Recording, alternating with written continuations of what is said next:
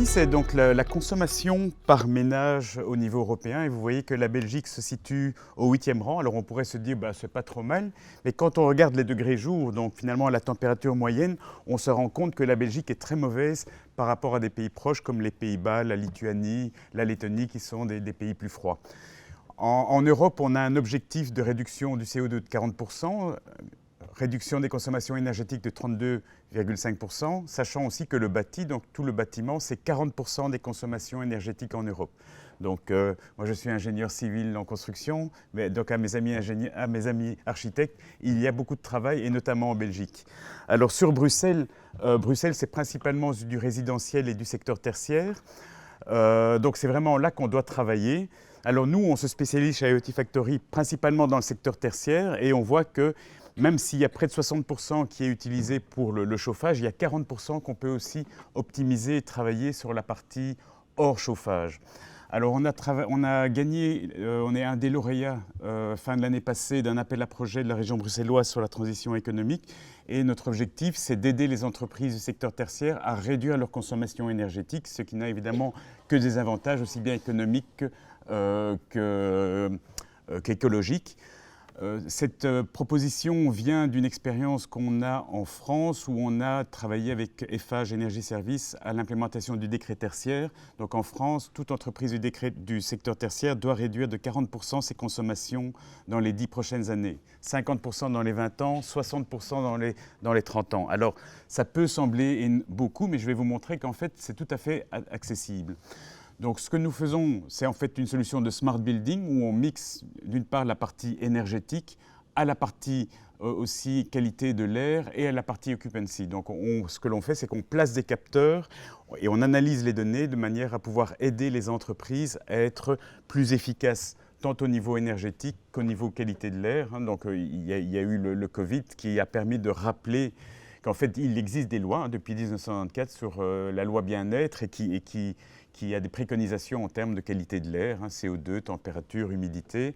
Et donc on mixe tout cela et on installe des capteurs qui sont en général assez abordables et qui permettent donc d'aider les entreprises. Alors au niveau purement énergétique, qui est évidemment le sujet qui occupe beaucoup de monde aujourd'hui, ça commence par un audit. Alors on n'est pas des énergéticiens, mais on analyse les habitudes de consommation.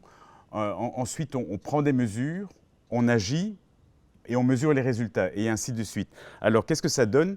Donc, ceci, c'est un cas en France, donc une entreprise qui a installé notre système il y a l'année passée, ils ont réduit de près de 60% leur consommation énergétique, et ce, sans toucher à l'isolation, donc sans toucher à l'infrastructure, simplement en analysant leurs habitudes d'utilisation, en termes évidemment de chauffage, de ventilation, d'utilisation des PC, d'éclairage.